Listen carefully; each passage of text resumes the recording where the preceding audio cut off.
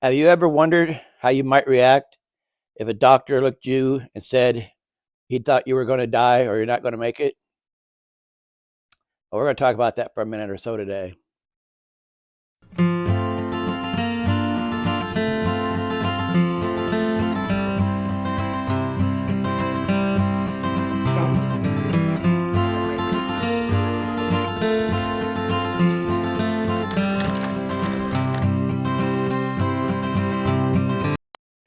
Hey everyone, it's Brian. Hope everybody's feeling fine today. I'm feeling fantastic. So we'll get right to it. In August of 2021, if you've been following me, you already know I came down with COVID. At first, it just didn't seem like it was going to be that big of a deal, but it quickly escalated. And I soon found myself in the hospital, and eventually I ended up in ICU. The first day in ICU, I knew things were really bad. And as scared as I was, I knew I didn't want to be intubated. Everybody told me that that was a death sentence, and I don't know where it was coming from, but back in those days when COVID first struck, there was a lot of conspiracy theorists, telling you all these scary things. If you take the incubator or get intubated, that was a death sentence and other dumb things like that. But anyway, that doctor came to me in ICU and asked me if they could put me on the ventilator, intubate me by sticking a tube down my throat. Man, I did not want to do that. But so I just, this is hard for me to talk about. I'm sorry if I kind of stumble on my words, but I knew it was bad. So I told the doctor, if it's going to save my life, that's the only reason I want to go on the ventilator. If it's going to save my life, it's a last ditch resort. And he promised me that it would be. But as it turned out, uh, it had to be done. My oxygen was down to like 40%, and I was fading fast. So I had to do something. But when you're faced with that decision, and I mean, I knew in my heart that I was dying and it was bad. And there was a really good possibility that I was not going to pull through. And I just remember, saying a prayer. And it's very strange. You would think that I would be super scared, but I wasn't. I mean, I'm a Christian and I believe in life after death. And I believe when I die, I'm going to go see God and I'm going to be with Jesus. And, believe what you will. That's what I believed. And I wholeheartedly believe it. And so I just said a little prayer and it was very simple. I just said, God, if this is your will, if this is what you have planned for me, this is how I go, I'm more than fine with that. I'm more than fine with that if this is your will.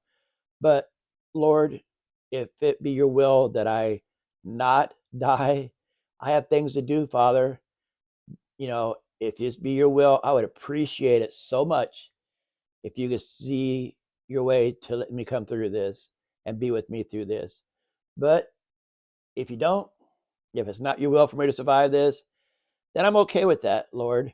I will see you when I wake up. So I went out and I was very happy and very peaceful with that decision. I knew if I didn't make it, I was going to wake up and I was going to be in heaven. There was no doubt in my mind. So they put me in the deep sleep, put the tube down my throat, and I was out for 30 days. But that's not really what I wanted to talk about today. I just wanted to let you know that they said, as a Christian, I was at peace with the thought that I was going to die. And I wanted to come through. Don't get me wrong, I wasn't giving up. I was still fighting to come through. But I was at peace with it. And sometime, when you're in a coma, people think you don't hear and see things. But I firmly believe that there were things going on around me that I wasn't really aware of, but again, I was. Uh, my wife would come in and play music, and when she would play something like some hardcore stuff that we would listen to while we worked out, like AC/DC or Metallica, Ride Lightning, something like that, my blood pressure and my pulse rate would shoot sky high because I was ramped even in that coma state. I was hearing that and it ramped me up.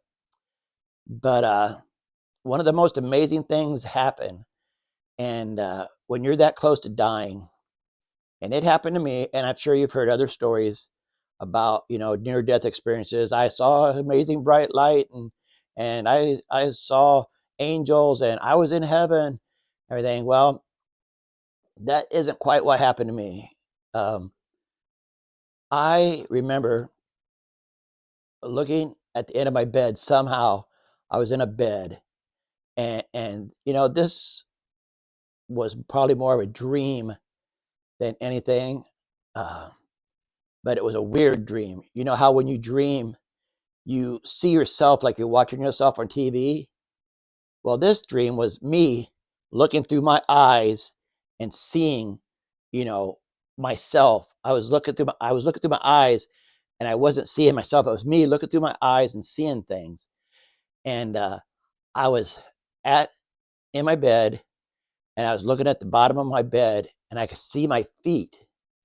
But then at the end of my bed, things got kind of crazy and it's hard for me to describe, but it was like a curtain opened up, revealing like this really beautiful spring, like a spring or like a little stream.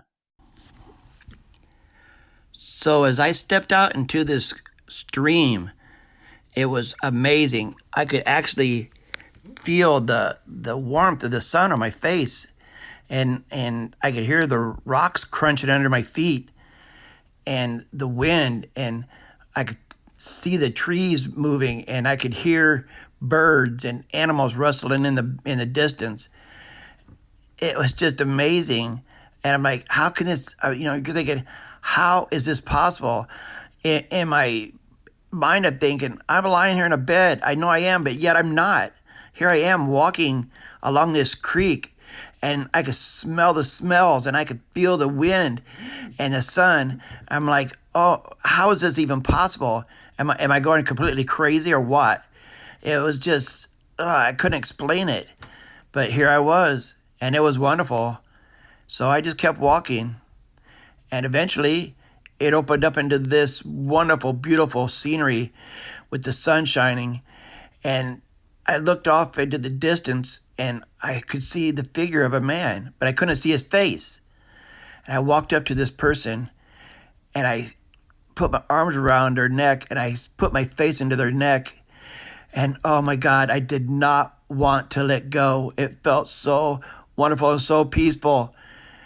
And then they whispered in my ear, the person whispered in my ear and said, you can stay here if you want, but you have things to do back at your home, so you could go back if you like.